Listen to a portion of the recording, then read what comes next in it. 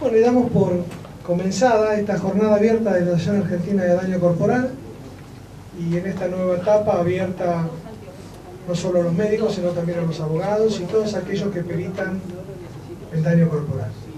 En esta primera parte tenemos una mesa que creo que nos va a interesar mucho a todos, antes de ir directamente a los científicos después, que es algo que tiene que ver con los honorarios, sobre todo del perito de oficio, y esto lo va a coordinar la doctora Batista, así que te paso la palabra. Gracias, Alfredo. Gracias, Fernando.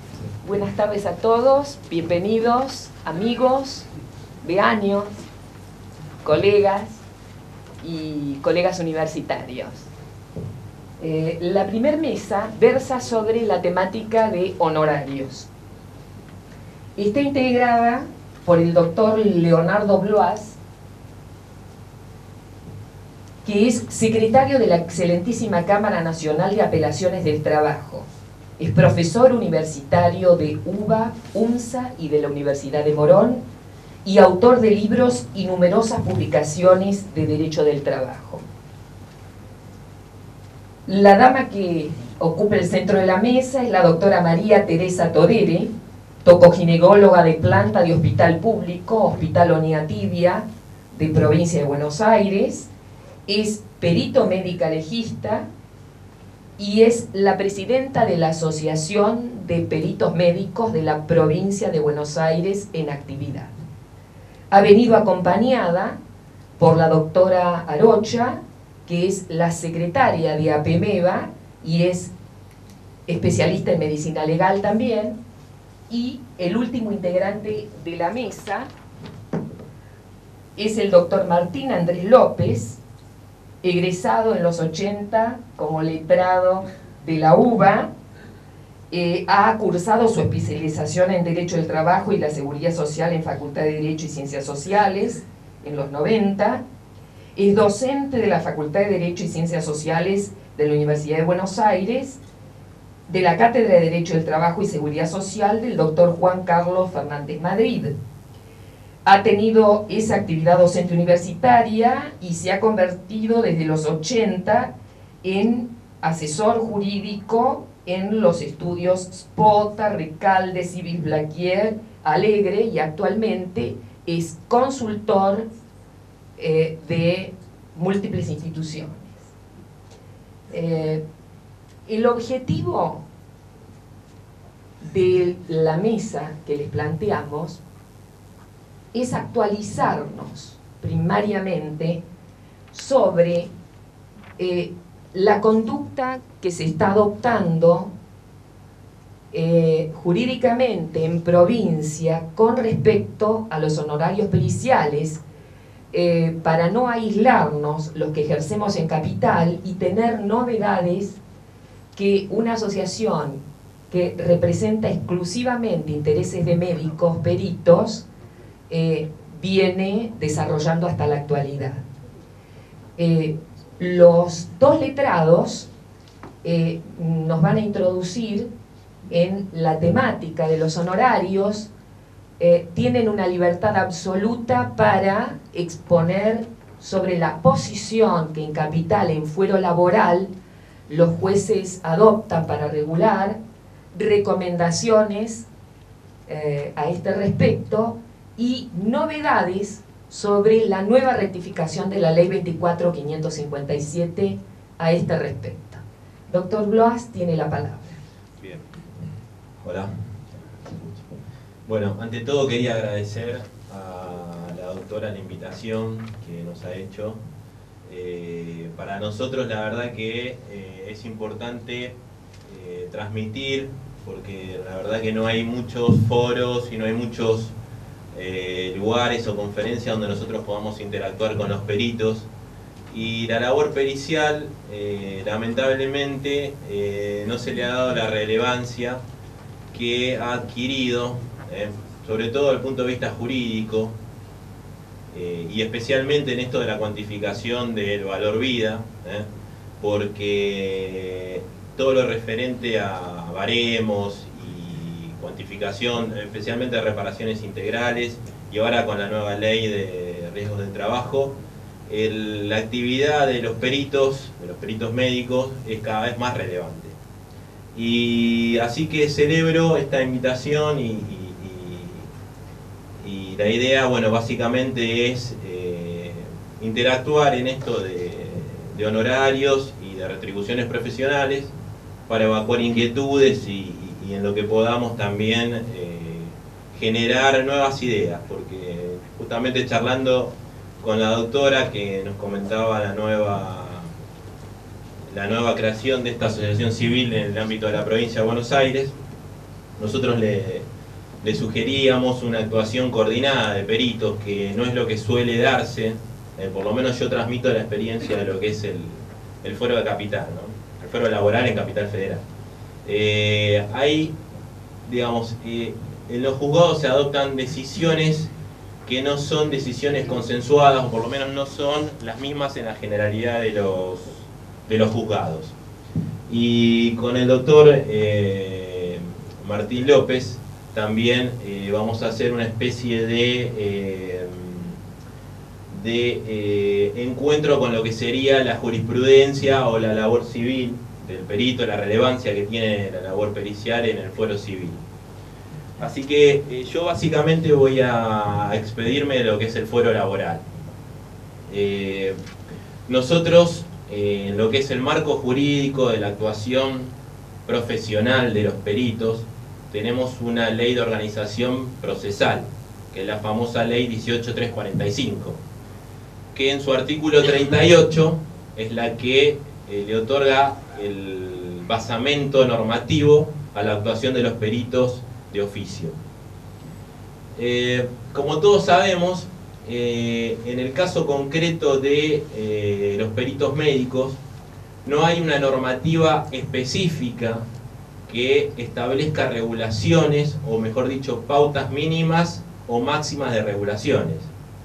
Sin embargo, hay otros peritos, hay otras especialidades periciales, como los peritos calígrafos y los peritos contadores, que sí cuentan con una normativa específica, que establece regulaciones específicas, y que en general en los tribunales de Capital Federal tienen una aplicación casi inmediata. Eso me parece que coloca a los peritos médicos en una situación de inferioridad, por lo menos desde el punto de vista de la normativa en cuanto a regulación de honorarios. Y visto desde el punto de vista de la labor jurisprudencial y jurisdiccional, tanto de los jueces como de los abogados, el hecho de que los peritos médicos no cuenten con una normativa específica de regulaciones de honorarios, además de ponerlos en una especie de situación jurídica inferior respecto de otras especialidades, genera desigualdades en la retribución de la labor profesional. Y me parece que ese es un punto en el cual los peritos médicos deberían abocarse y tratar de, por lo menos, tener una iniciativa en el sentido de apuntar a una legislación específica para esta especialidad. Y acá vuelvo con la relevancia de la labor profesional médica. Pues el doctor López va a hacer una referencia a la nueva ley de riesgo de trabajo. Porque, contrariamente a lo que se cree, la nueva ley de riesgo de trabajo en modo alguno reduce la posibilidad de actuación de los peritos médicos de oficio. Por el contrario, los conflictos en estos casos de la 26773, que es la nueva ley de riesgo de trabajo, simplemente ha derogado aspectos parciales de la vieja ley de riesgo de trabajo y ha dejado vigente todo el procedimiento administrativo que establecía la ley 24557, que es el de las comisiones médicas. Ese procedimiento, que es el que finalmente los tribunales jurisdiccionales, que son los que revisan las incapacidades, son los que ofrecen mayor cantidad de sorteo de peritos, porque el debate es prácticamente de hecho y prueba en relación a la incapacidad que verificó la comisión médica. Y ese tramo ese aspecto de la nueva ley de riesgo de trabajo no se ha modificado, se mantiene incólume. Lo que sí se ha modificado es lo referente a la competencia en la cual se va a ventilar el juicio por reparación integral, ¿no? Que la competencia ahora está asignada al Foro Civil. Por supuesto que hay diferencias en cuanto a la retribución por un lado y en cuanto a la, por ejemplo, a la tasa de interés aplicable, que eso lo va a explicar el doctor López, que hace también a la correcta retribución profesional de los peritos. Pero volviendo a lo que sería la dinámica del foro laboral, nosotros tenemos como basamento jurídico fundamental para la actuación de los peritos médicos, ante la ausencia de una normativa específica, el artículo 38 de la LO. Y para que nosotros tengamos en claro si existe o no un piso de regulación para los peritos médicos, lamentablemente debo informarles que no existe un piso de regulación para los peritos médicos. Y sí existe un piso de regulación para el perito contador. Y muchas veces la actuación del perito contador termina siendo irrelevante en acciones de reparación integral donde la pericia médica es definitiva. Es la labor del auxiliar de justicia más importante y es la labor que no cuenta con un piso normativo específico. Esto es para que tengan en cuenta los diferentes criterios de regulaciones que van a haber en los juzgados y en las salas de la Cámara Laboral. Entonces, al no tener las herramientas normativas, los jueces generan todo tipo de desigualdades, porque si bien la base regulatoria o la pauta regulatoria en general es el monto de condena, la situación del perito médico es de desprotección. Es de desprotección, ¿por qué? Porque en los casos de transacción, por ejemplo, en los casos de conciliación, que son, muchas ocasiones son, yo diría que un número elevado en el foro laboral. El foro laboral es un foro muy transaccional, hay muchas conciliaciones. Los peritos contadores tienen una normativa específica de un viejo decreto que establece que el valor de la transacción no le es oponible. Entonces, si yo concilio un expediente en el cual yo reclamé 1.000.000 de pesos y la conciliación es por 10.000 pesos, el perito médico va a tener una regulación base sobre los 10.000 pesos. El porcentual de regulación se proyecta sobre los 10.000 pesos. Y el del perito contador se proyecta sobre el 1.000.000 de pesos, que es el monto que se reclamó en la demanda. ¿Se entiende? Entonces, este tipo de inequidades solo pueden ser salvadas, lamentablemente, con una ley que los proteja, con una norma que los proteja. Nosotros, los funcionarios, los jueces del foro laboral, no podemos equiparar la situación de los peritos médicos con la de los peritos contadores, porque lamentablemente tienen un trato desigual desde el punto de vista normativo. Y los jueces no están para generar normas, no están para generar normas. Para eso está el Poder Legislativo. Los jueces están para aplicar las normas. Acá la cuestión es que la aplicación de las normas es la que genera las desigualdades. Porque se aplica una norma que regula únicamente la especialidad del perito contador, no la del perito médico. Yo no sé si por ahí me extendí con... Pero no. Lo que sí íbamos a pedir con el doctor López que a medida que avance el debate, si tienen alguna pregunta la hagan, cosa de interactuar también con el auditorio. Ahora yo le voy a pasar el micrófono al doctor López para que... Gracias, doctor. Buenas tardes a todos, buenas tardes, doctora. Bueno, retomando lo que había dicho, ¿está bien esto? Sí.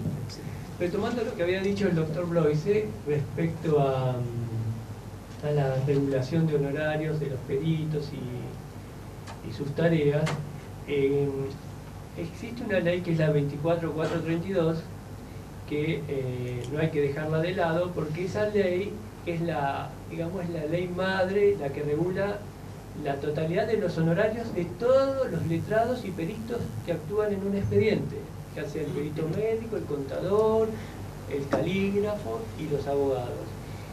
Y esa ley es muy importante porque esa ley dice que no se podrá regular más a ese conjunto de personas, ya sea peritos o letrados, de más de un 25% del monto por el cual prospera la demanda o por la transacción, como bien explicó el doctor.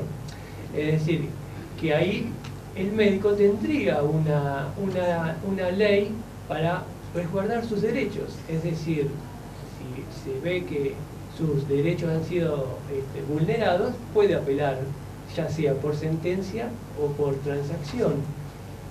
Y eso, bueno, depende ya sea en el fuero laboral o en el fuero civil, que tiene el sistema de apelación, que varía en civil o en laboral, en plazos y en modo de fundar ese recurso, ¿no? Que después, si hay tiempo, lo puedo explicar, si no es algo medio complicado, pero se puede explicar. Entonces, yo creo que en esa ley los peritos tienen un instrumento para defender sus derechos en cuanto a honorarios. Es decir, yo creo que ahí tendrían una puerta para abrir e ir adelante. Respecto a la regulación de honorarios, por supuesto. La regulación de honorarios no solamente tiene que ver con el monto, porque a veces el juez, y muchas veces lo hacen, los jueces se apartan del monto, ya sea de la transacción de la condena, y regulan en base a las tareas de los peritos. Así que tampoco esa pauta matemática del 25% se da siempre. Y además ese 25% excluye a los abogados que hayan sido derrotados, entre comillas, o vencidos. O sea que solamente ese 25% incluye letrados que vencieron y peritos. Así que yo creo que los peritos médicos tienen una puerta para abrir y explorar con sus apelaciones y eso. Las apelaciones las pueden hacer tranquilamente los peritos sin abogado, la pueden fundar tranquilamente con sus palabras, no es necesario ser abogado. Sí, lo que no pueden hacer los peritos es ejecución de honorarios y esas cosas, por supuesto, ¿no? Y otro tema que es interesante, que abrió también acá el doctor Bloise, respecto a la nueva ley, la 26773, por el cual la competencia en la reparación integral. Aquí sí va a haber dos grandes campos, uno va a ser el fuero laboral y otro va a ser el fuero civil, porque hay diferencias para ejercer el trabajo del perito en el fuero laboral y en el fuero civil. Primero, en el fuero laboral el proceso es de oficio, es decir, el que impone todo el proceso es el juez, es decir, es como que el que tiene la batuta. Es decir, el juez sortea al perito, el juez notifica al perito, el juez puede intimar al perito, también no tiene derecho el perito a pedir adelanto de gastos, que es algo que yo sé que a los peritos les molesta porque yo ejerzo la profesión bastante, entonces también les está vedado el tema de adelanto de gastos. Y todas las intimaciones o impugnaciones que realizan las partes también es notificado a través del juez por oficio. Eso no ocurre en civil. En civil, bueno, y otra ventaja que tienen en laboral es que tienen la tasa activa, que es del 1875. En civil tienen, si bien el juez lo designa al perito, pero todo el trámite no es de oficio, sino que es de impulso de la parte, generalmente de la parte actora, porque si no tiene la caducidad de instancia y se pierde el juicio. Bueno, ahí el perito sí tiene más libertades, puede pedir adelanto de gastos, la tasa es pasiva, está entre un 8% alrededor hoy, y después, bueno, los mecanismos para manejarse el perito tiene mucha más libertad que el laboral, ¿no? El laboral quizás se recurre al hospital público para hacer estudios y eso acarrea un tiempo de un año hoy quizás, en cambio en civil se puede manejar mucho más en forma privada, ¿no? Pero básicamente hoy con la modificación que hay en la ley, ustedes es muy probable que tengan que actuar en las dos instancias, o sea, ya sea en la laboral o en la civil. No sé si hay alguna otra cuestión. Más allá de proseguir con fuero civil, doctor, yo quisiera, para redondear esta primera etapa expositiva, preguntarle al doctor Bloise, como secretario de Cámara, en el fuero en el que ejerce, la notificación de rangos de regulación a los peritos médicos de oficio, ¿qué variaciones tiene? Sobre la pena se llegue a sentencia o se llegue a un arreglo. ¿Qué rangos se sentencian en fuero laboral? En realidad no hay un criterio general que uno pueda extraer de la jurisprudencia de las salas que integran la Cámara. Es muy casuístico. Es muy casuístico. Acá la suerte juega un papel preponderante, lamentablemente. Al no tener, reitero, una normativa específica, más allá de la general de la que habló el doctor López en cuanto a la 24432, al no tener una normativa específica que establezca pisos de retribución profesional, los jueces están librados a su mero criterio. Y en general uno podría, yo no quiero pecar de exactitud, pero uno podría establecer un rango promedio, promedio ponderado de lo que serían las salas que integran la Cámara, que van de entre un 4,5 a un 8%, 8% como porcentual más elevado. Que en general el promedio ponderado de los peritos contadores sí lo puedo establecer claramente, porque hay una norma que lo dice, que en realidad nunca van a percibir menos de lo que sería un 6% de valor transaccional. Jamás. Porque un juez que vota de esa manera se estaría apartando de la normativa vigente. En cambio, en el caso de los peritos médicos, es el simple criterio del juez, teniendo en cuenta, como dijo el doctor López, las labores desarrolladas. Ustedes fíjense, para que tengan una idea, que lo que es la aceptación del cargo de los peritos designados en el foro laboral, ese solo acto genera una retribución. Estamos hablando de el camino de la labor profesional del perito de oficio, que culmina con la pericia médica. Se inicia con la designación y la aceptación del cargo. Bueno, en cuanto a aceptación de cargo, hoy ustedes no van a tener un valor único. Supónganse que el juicio se arregla y no se produce la pericia. Se acepta el cargo y luego de la aceptación del cargo viene la conciliación. Hay salas que regulan 300 pesos por la aceptación, hay salas que regulan 50 pesos por la aceptación y hay salas que regulan 500 pesos por la aceptación. Entonces, este sería el mejor ejemplo de por qué es imposible establecer criterios generales en actuación de peritos médicos en el foro laboral, obviamente, ¿no? Quisiera hacerles a los dos letrados otra pregunta. Para foro laboral y civil. De acuerdo a la experiencia que ustedes tienen, ¿existe una recomendación para efectuar con respecto a la labor pericial médica a fin de obtener la mayor regulación posible en una sentencia del juez? De acuerdo a la experiencia que ustedes tienen, lo que han leído, las sentencias y la jurisprudencia que han visto y la forma de emitirse de los médicos en fuero laboral y civil. Los quiero escuchar. Es una pregunta Yo puedo hablarlo por mi... muy interesante y complicada a la vez. Yo voy a hablar de lo que es el foro laboral. Yo la recomendación que en general doy a los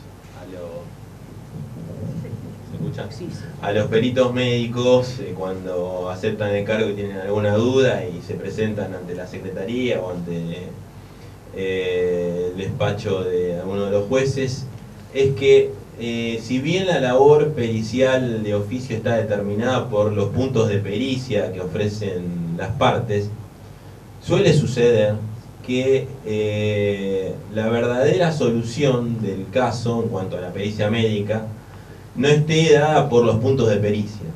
Y ustedes, que son los profesionales en cuanto a la incumbencia de la labor pericial médica, muy posiblemente determinen cuál es la labor que generaría, digamos, un diagnóstico o un relevamiento más claro para la resolución del caso para el juez, porque ustedes son verdaderos auxiliares de justicia, es decir, ustedes son los ojos del juez en una materia en la cual los jueces no tienen conocimiento.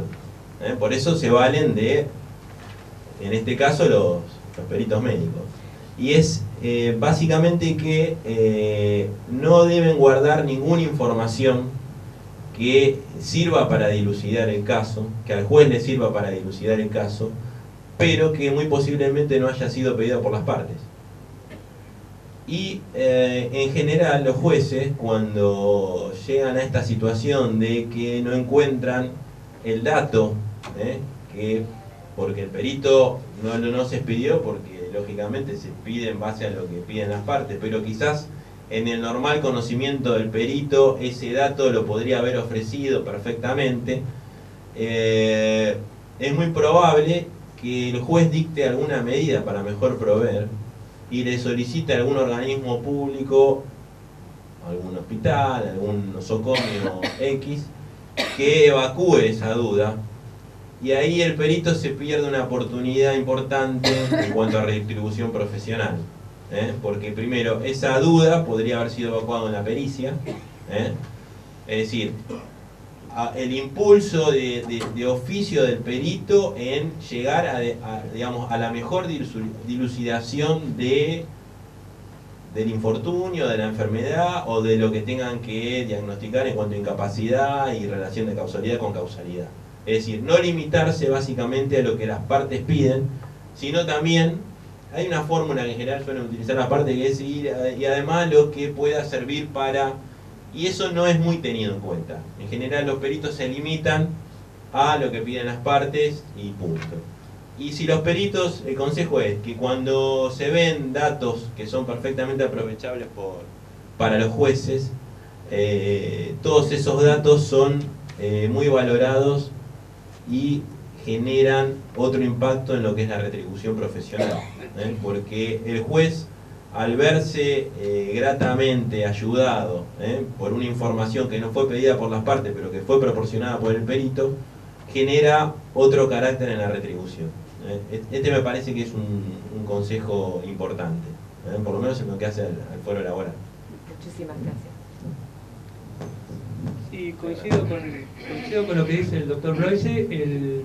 Yo creo que como el perito médico es un auxiliar de la justicia, tiene que ser, el informe tiene que ser contundente, preciso, bien técnico, no algo, digamos, muy teórico, porque si no es que se pierden las cosas importantes y no tiene que dejar lugar a dudas, a reiteradas impugnaciones, porque eso es como que retrasa el juicio y eso molesta, porque en sí los abogados y los jueces tenemos la misma formación profesional y nos resulta mucho leer una pericia muy científica, entonces necesitamos entender conforme a las preguntas que les realizamos. Entonces cuanto más precisa y sencilla sea la respuesta, mejor será. Y otra cosa es que traten de no hacer, que lo he visto muchísimas veces, un informe pericial en una hoja. He visto muchísimas veces informes periciales de una hoja, no de una pericia, de una hoja, y que resulta realmente muy chocante ver que un perito, un experto, porque como digo yo, no solo tiene que ser, el informe tiene que guardar una ética profesional, sino que tiene que guardar también un respeto al paciente, que es el actor, y uno al ver un informe de semejante calibre, yo lo tomo no solamente como muy poco profesional, sino un destrato hacia el actor, que en ese caso es el cliente del perito. Entonces considero que los informes traten de ser, digamos, lo más redonditos posibles. Doctor López, la contestación que el perito hace sobre las impugnaciones interpuestas, en su opinión, ¿define también la regulación de honorarios? Sí, ayuda a dilucidar el caso y a darle certeza al juez de que esa es la resolución que va a tomar, por supuesto. Porque, como decía también el doctor Bloise, nosotros los abogados, cuando no nos gusta mucho un informe pericial médico, recurrimos al cuerpo médico forense. Y muchas veces el cuerpo médico forense ha opinado contrariamente al perito, y el pobre perito, bueno, lleva migajas. Pero generalmente ocurre eso, cuando hay una gran discrepancia, las partes, o a veces el juez también de oficio. El laboral lo puede hacer el juez de oficio, no en civil, pero en laboral muchas veces lo he visto, recurre al cuerpo médico forense. En ese caso, con respecto a la temática que nos convoca, que es el honorario, Va a ser castigado duramente el sí, perito médico. Esa era la pregunta. Porque sí, ahí va a ser sí, castigado con un 4%. Bien. Yo generalmente, como dicen los... Un 4%. Una bendición. Una bendición para nosotros. Yo generalmente veo 6-7%. Bien. En los juicios, sí, en Capital, estoy hablando de Capital Federal, por supuesto. 6-7%. Y sí, doctora Altuve. Respecto a las impugnaciones, me gustaría saber si tienen en cuenta la rutina que tienen muchas veces compañías de seguros demandadas de hacer impugnaciones tipo, que es más, yo incluso tengo archivos de respuestas porque son siempre las mismas preguntas con el mismo texto. Es más, tuve un caso en laboral que me impugnaron 6 veces el informe, y encima con los mismos argumentos cambiados de orden, subían y bajaban los párrafos, y yo, pero esto ya lo contesté. Entonces, vea la respuesta previa, vea la respuesta de tal día, esto fue contestado tal día. ¿Se tiene en cuenta eso? Muy buena pregunta, y le voy a responder. Esas impugnaciones que le hacen las compañías de seguros o ART, esas impugnaciones las hacen ustedes, los médicos, no las hacemos los abogados. Los abogados solamente impugnan, no sé qué hacen, generalmente parte actora, y ustedes se van a dar cuenta la diferencia en que hace una impugnación un abogado y la impugnación que hace un médico. Esas impugnaciones a las que se refiere aquí el doctor las hizo un médico, un colega de ustedes. Es notoria la diferencia entre una impugnación realizada por un médico y por un abogado. Yo me refiero que generalmente son impugnaciones. Las que se refería acá el doctor son impugnaciones hechas por médicos, que son siempre las mismas. Yo jamás reitero, yo actúo frente al caso, no copio. Lo que pasa es que generalmente la primera vez impugna el médico, el abogado después, y en el escrito, y empieza a mandar el escrito en distintos casos, el mismo escrito. Puede ser, pero ahí es una responsabilidad no del abogado, porque el deber del abogado es avanzar, molestar. El tema es el juzgado. Si el juez corre traslado, o el juez, si considera que la pericia está bien hecha, da lugar a una sola impugnación. Cuando el juez ve que la pericia es mala, de llamarla así, ¿no? Empieza a correr traslado a sucesivas impugnaciones. Todo nace en la pericia. Si la pericia es buena, va a recibir una sola impugnación, porque es el trabajo nuestro de los abogados voltear la causa, o que prospere la causa. Doctor López, si el perito no contesta la impugnación o las sucesivas, ¿hay sanción económica en los honorarios? Ahí hay remoción de perito. No Bien. hay sanción, hay remoción, pérdida total de honorarios y comunicación a los superiores para que lo excluyan de la lista. Doctora Todere, preséntese, sociedad. Bueno, buenas tardes a todos, muchísimas gracias por la invitación, muchas gracias doctora, muchas gracias a toda la Asociación de Valoración de Daño Corporal. Yo vengo a presentar la asociación nuestra, la Asociación de Peritos Médicos de la Provincia de Buenos Aires, que es una asociación muy nueva y muy buena también, muy fallida. Si me das una mano que nace justamente ante la necesidad que tenemos los peritos de protegernos ante todas estas cuestiones que están hablando los doctores abogados que tengo acá a mi lado. Si tenemos...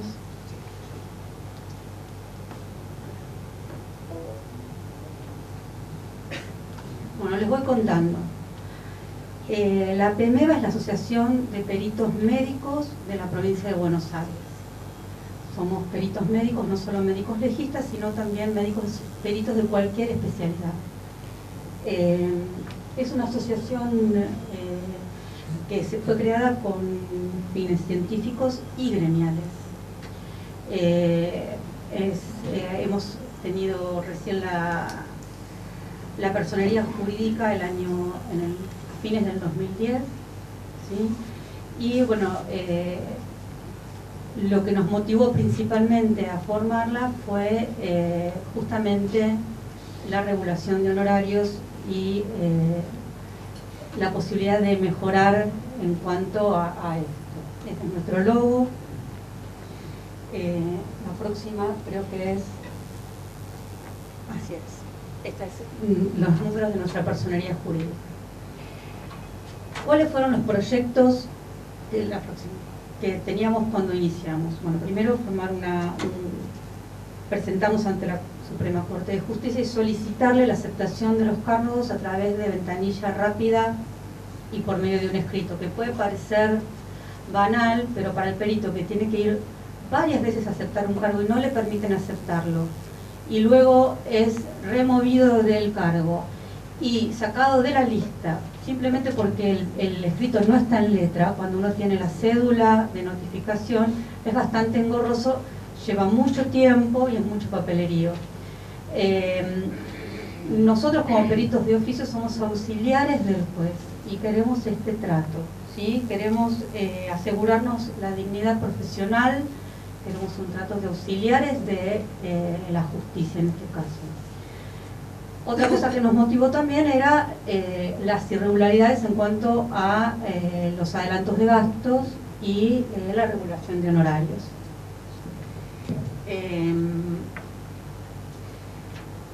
No solo nuestra actividad es gremial, sino también científica, y la idea es de poder realizar actividades científicas a lo largo del año. Hemos realizado el año pasado nuestro primer curso de actualización, en los que hemos tenido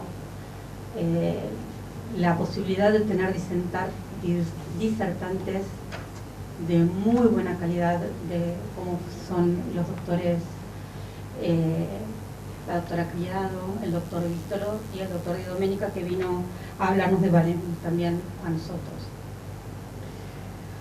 Es una asociación muy nueva, cuesta mucho juntar a los peritos médicos somos todos grandes, tenemos nuestros vicios, estamos acostumbrados a trabajar de una manera que por ahí nos cuesta mucho dejar, y no estamos a veces muy dispuestos a trabajar para que los frutos los vean mucho después, que es lo que nos va a pasar a nosotros con esta asociación. Yo creo que tenemos que empezar en algún momento, y va a ser una buena, va a tener una buena recompensa el trabajo en la asociación. Doctora Todere, si me permite, la secretaria de la asociación nos podría decir resumidamente las diferencias que hemos notado. Ustedes ya lo han dialogado con el doctor Blasi López sobre el ejercicio y las regulaciones de honorarios en provincia. Póngase de pie, doctora, mire a la sala. Tome, doctora. Ahí está. Salud. Buenas tardes a todos. Es decir, en provincia no tenemos normativas los peritos. Yo soy perito de oficio en Lomas de Zamora desde el 93, y las regulaciones de honorarios en la provincia de Buenos Aires llegan hasta el 3%. No llegan nunca, jamás nos ha regulado un 8%. Lo más complicado, además de todo, de los honorarios que no lo tenemos regulado, es que también dependemos del monto del arreglo, que en muchas ocasiones, al no presentar los expedientes, el arreglo, o que no seguimos el expediente porque no nos explican, es decir, el perito no está acostumbrado a seguir el expediente, y lo que generalmente sucede es que lo generan, primero queda paralizado y luego queda en archivo, y al no nos regulan los honorarios. Al no regularnos los honorarios, nosotros no nos enteramos nunca de que se arregló y no nos regulan los honorarios, entonces nosotros nunca podemos cobrar.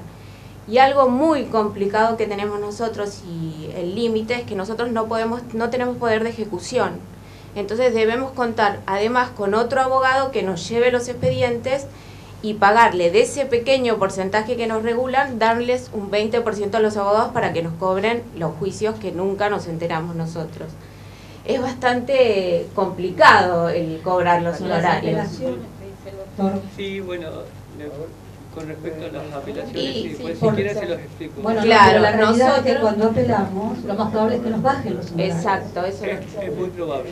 exacto. Además, otra cosa que nos ha sucedido frecuentemente es que un juicio donde dice el doctor que, por ejemplo, respondemos 3 o 4 impugnaciones, nos regulan bajos, un 2%. Entonces lo que hacemos es apelar esos honorarios, que tenemos 5 días y hay que estar muy atentos, porque pasado esos 5 días no se pueden apelar los honorarios. Suben a Cámara, que tardará 1 año y medio, 2 en que nos den la sentencia de la regulación, y siempre nos dan más bajo de los que nos regularon los honorarios. En civil sí bajan siempre los honorarios. Exacto. En civil sí. En exacto. laboral no, pero en civil sí. Bueno, en civil siempre nos va. Entonces nuestra asociación lo que intenta hacer es tratar de que poder ayudar a hacer, lo bárbaro sería juntarnos para poder hacer una normativa como tienen todos los peritos contadores o los peritos, para que los jueces puedan tomarse de eso y no regular como les guste. Exacto, según su sana crítica. Y nosotros no tenemos poder para hacer eso. Si nosotros tenemos fuerza en esta asociación y tratamos de que todos colaboren, podemos llegar a que nuestro trabajo sea mejor remunerado y nos respeten un poco más. Y otra cosa que nosotros queríamos hacer el año que viene es tratar de que el perito hacer un curso sobre específicamente lo procesal, cómo impulsar un expediente, cómo sacarlo de archivo, cuánto tiempo tiene para que uno lo paralice y lo pueda sacar de paralizado. Y bueno, necesitamos que claro, porque uno no sabe y no sabe manejar o agarrar bien un expediente y saber la demanda, dónde está la cita en garantía, qué son los poderes, para que uno pueda entender bien el expediente, no presentar la pericia y cuando uno va a agarrar el expediente no saber si es el principio o el final del expediente. Y por eso es esta asociación, ¿no? Para bueno, eso. Vamos a iniciar entonces, doctora, me siento, la parte exclusivamente coloquial. Doctor Basile, adelante. Bueno, me voy a presentar. Yo soy el doctor Alejandro Basile, soy presidente del Colegio de Peritos Médicos Legistas de la Capital Federal y veo con placer y con agrado la fundación de esta nueva asociación de peritos de la provincia de Buenos Aires. La veo como una entidad hermana porque nosotros actuamos exclusivamente en Capital Federal. Quería preguntarle a la mesa qué posibilidad habría de que en el acto de ejecución, ¿no es cierto?, en el expediente, se estableciera por medio de una acordada de cámaras que no puedan percibirse los honorarios de los letrados hasta que las partes no hayan depositado absolutamente todos los honorarios periciales. Bueno, desde el punto de vista procesal, formal y jurídico no hay ninguna posibilidad. ¿Por qué? Lo explico más o menos.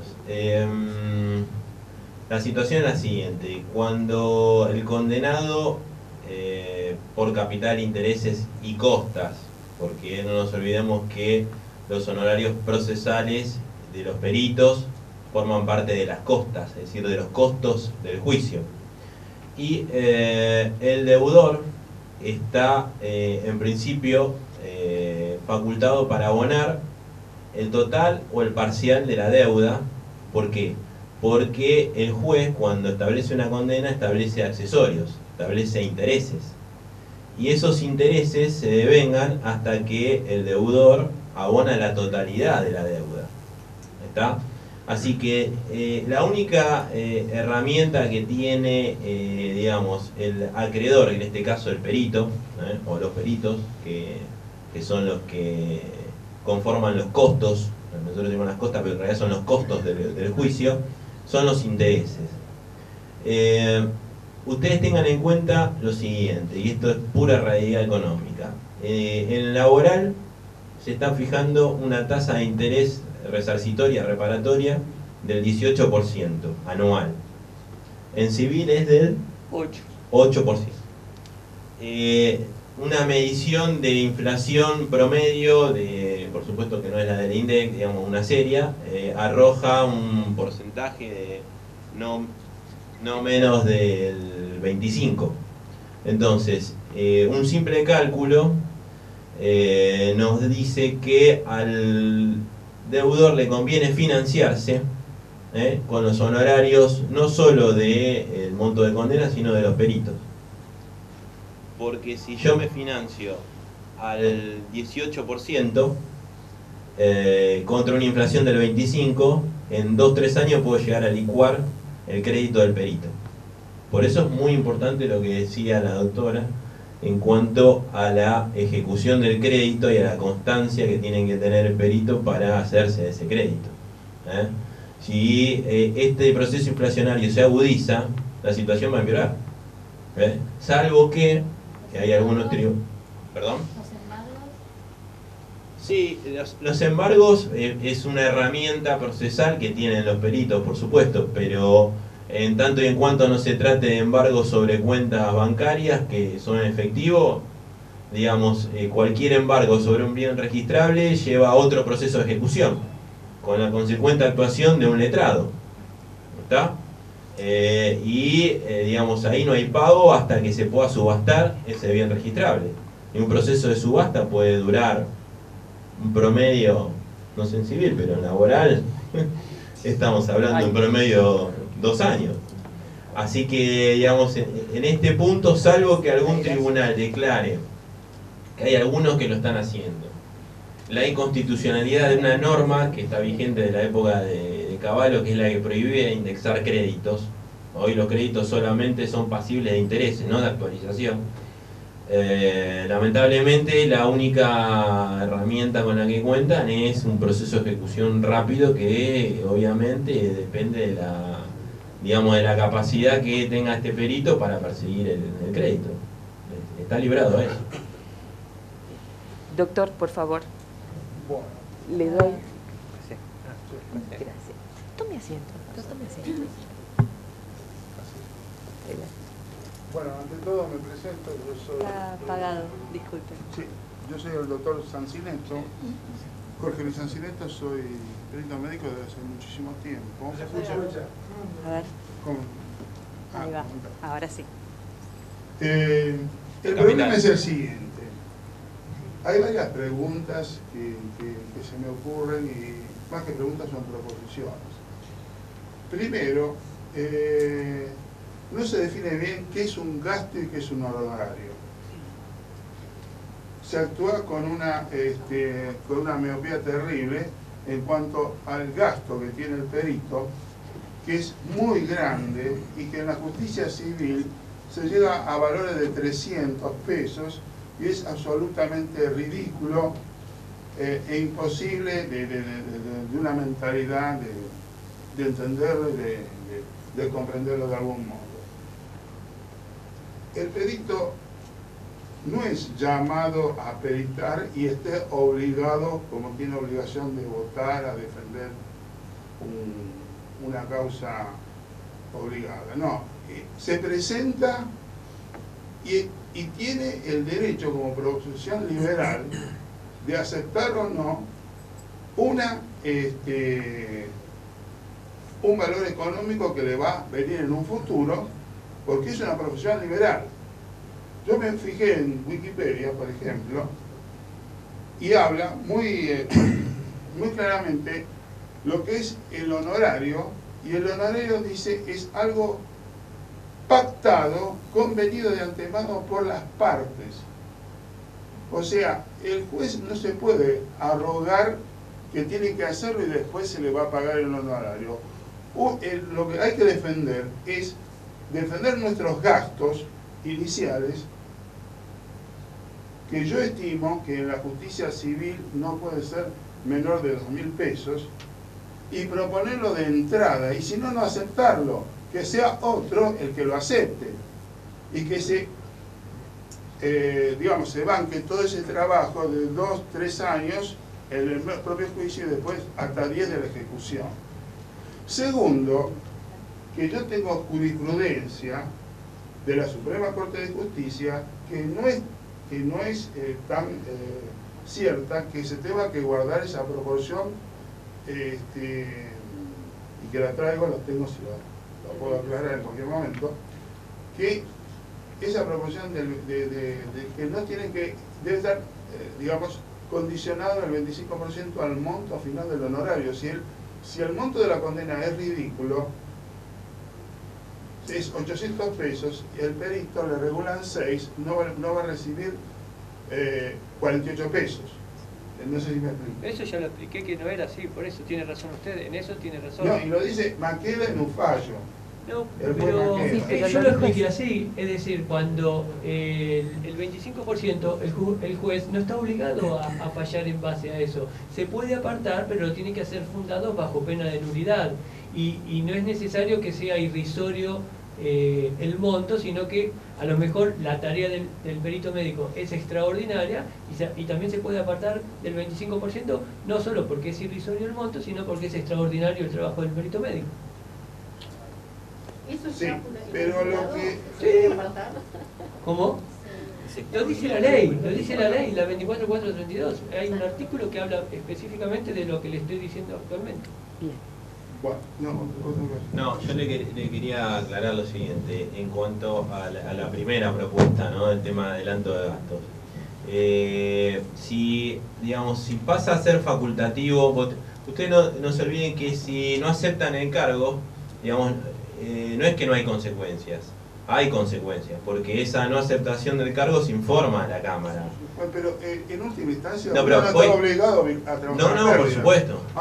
¿Usted trabajaría 5 años en una pericia y le regulan 300 pesos iniciales, que es fulano contra sultano y es un hombre que tiene 80 años, que le está haciendo juicio de mala praxis a otro médico que tiene 80 años y no tiene seguro?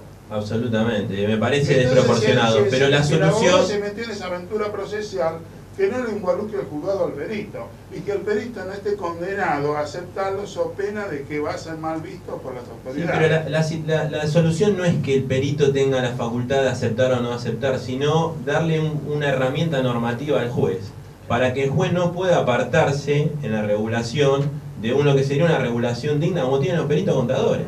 Los peritos contadores tienen una herramienta normativa que no es... Eso es exactamente lo que hace falta, creo. Exacto, es decir, con una herramienta normativa que le permita, o mejor dicho, que lo obligue al juez a no apartarse de una regulación X, esa es la solución.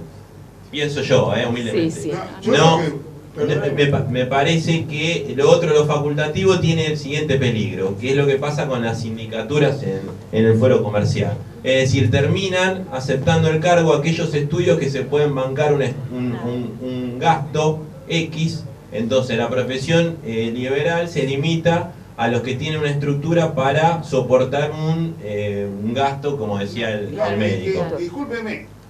Eso es lo que lleva a la creación de macros estudios y al trabajo de las grandes compañías de seguro y de las ART, porque pueden manipular eso, pueden trabajar con horarios bajísimos y van a destruir la profesión liberal del perito, porque un perito único, solo, tener que afrontar un gasto, un horario irrisorio, prolongado, y encima de todo eso, que cuando llegue el momento de ejecución se le tiene que dar el 20% a un abogado para que se lo cobre, va a llegar a la destrucción. Ese hombre lo van a desmoralizar por envilecimiento de su tarea. Está Envilecimiento es la clarísimo. pérdida de su valor de la Yo tarea. lo que digo y es se que van no- a tener que quedar Sí. sin peritos.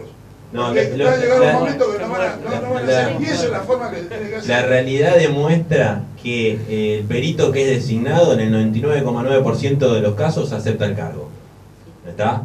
Y muchas veces lo hace en la condición que dice el doctor. Dejen que trabaje la inflación y vamos a ver lo que Bueno, va a pasar. ya hubo acá en Argentina varios procesos inflacionarios, pero vuelvo a insistir, la solución es una herramienta normativa que obligue al juez a establecer retribuciones dignas para los peritos.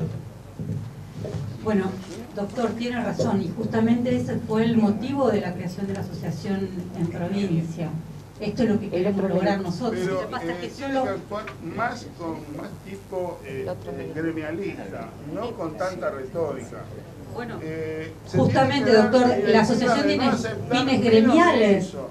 pero a ver, esto es un proceso y lleva un tiempo. Nosotros queremos soluciones ya, pero hasta ahora nadie pudo lograrlo porque un perito que presente solo esta solicitud no le dan bolilla, nos tenemos que Por supuesto, reunir, ser varios fuertes. peritos que presentan lo mismo. Bueno, por eso, doctor, Entonces, el continuo rechazo va a llevar a una actitud de cambio de la otra parte. Las partes no lo hacen por favor, lo hacen por presiones, las decisiones. Claro, doctor. Siempre fue así, siempre será así. por eso es que nos tenemos que juntar, por eso es que nos tenemos que asociar a una asociación que pueda luchar para lograr esto. Solo no va a lograr nada. Para que respeten la normativa si los jueces escuchan. Para eso es la Y para asociación, crear en una realidad, normativa. es crear la asociación para que nosotros tengamos una normativa, para que esa normativa la respeten los jueces y la puedan acatar. Si nosotros presentamos solo 5 peritos y no tenemos fuerza y no podemos, claro, no lo aceptan, tenemos que hacer una normativa bajo una asociación que tiene una entidad jurídica para que los jueces respeten esa normativa y la puedan aplicar. No, creo que lo que hay que impulsar es un proyecto de ley. Claro. Bueno, y para eso Los jueces van a responder a los lobbies de las RT. Doctor Erazo, por favor, su pregunta. Una pregunta breve a los letrados. Mencionaron al principio de la exposición la discrecionalidad del juez en cuanto a la valoración de los honorarios de los peritos, hizo la diferencia en cuanto a la normativa que sí existe para los contadores y siempre se refirió a los honorarios sobre el monto de la condena. ¿Cuál es el criterio que se utiliza cuando la demanda es rechazada? Motiva mi pregunta porque uno de los vicios más que a mí más me ponían frenete cuando empecé a hacer esto hace más de 20 años eran los casos en los cuales yo veía que la persona a examinar no tenía nada, consultaba a la gente que más sabía y me decían, vos siempre dale algo porque no vas a cobrar nada seguro. Y a mí me enervaba ver individuos absolutamente sanos, yo daba un 0, vivamente no cobraba nada. ¿Cuál es el criterio que se utiliza cuando la demanda es rechazada? Bueno, qué buena pregunta. es interesante. En realidad no hay un criterio general.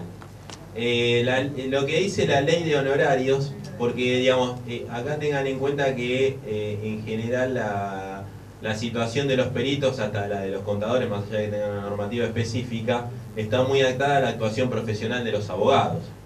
Entonces, las regulaciones que se puedan hacer cuando la demanda es rechazada, la ley de honorarios habla del monto serio del proceso.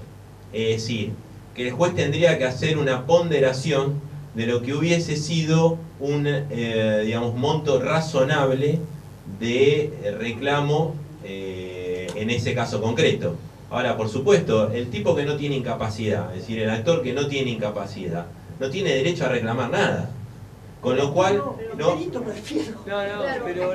pero perfecto, pero el perito determina que no tiene incapacidad.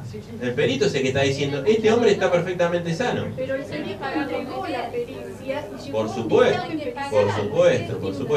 Eso tiene que ser retribuido. Lo que pasa es que acá lo que pregunta él es cuál es la base de cálculo de esa retribución. Porque acá está rechazada la demanda. Entonces yo puedo reclamar en una acción civil 1 millón de pesos. ¿Está? Y resulta que esta persona está perfectamente, no tiene ninguna incapacidad, pero la demanda dice 1 millón de pesos. Entonces, ¿cuál es el monto que van a tomar en cuenta los jueces para regular honorarios? Y acá está el kit de la cuestión.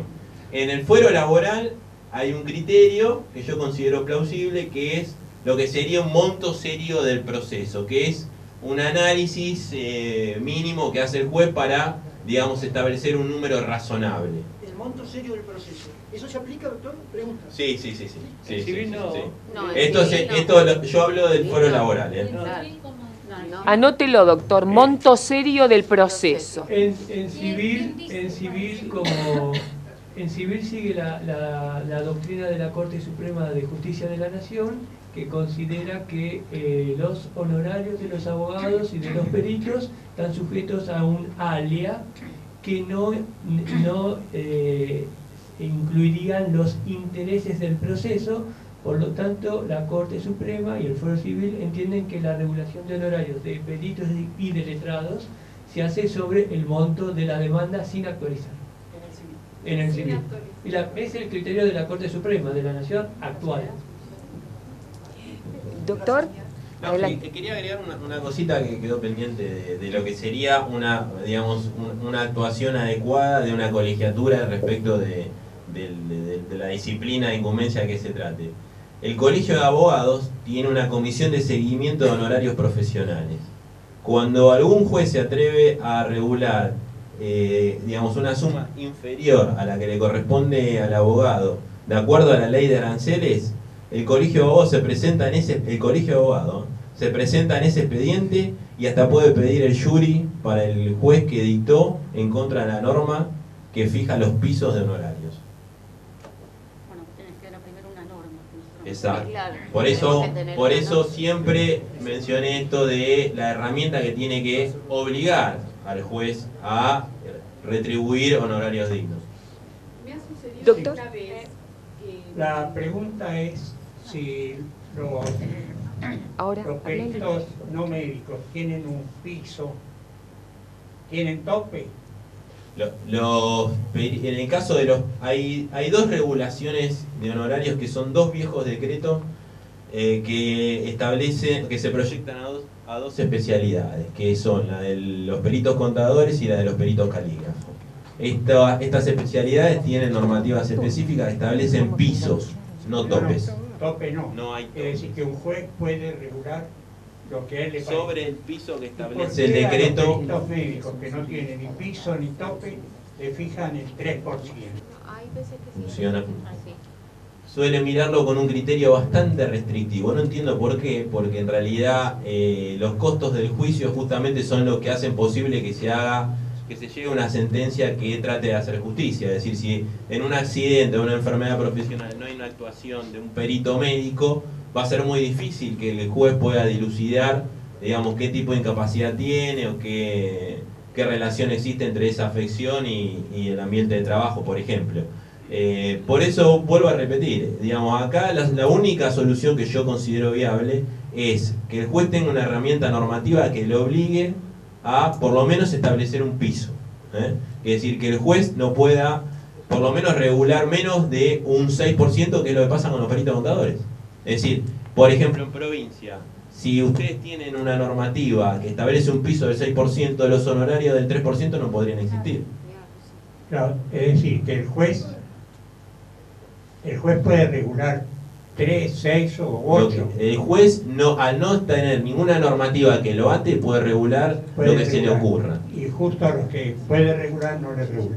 Ahora, la otra pregunta, que esa me interesaría saber, es si el antecedente de los pisos de los contadores y los calígrafos puede servir como antecedente para gestionar en el futuro algo legal, me refiero. Yo creo que si, digamos, por eso es importante el tema de la colegiatura. A mí me parece que hoy los peritos médicos están en una situación de discriminación de honorarios frente a los peritos contadores, claramente, porque, digamos, estamos hablando de dos especialidades que tienen absoluta relevancia.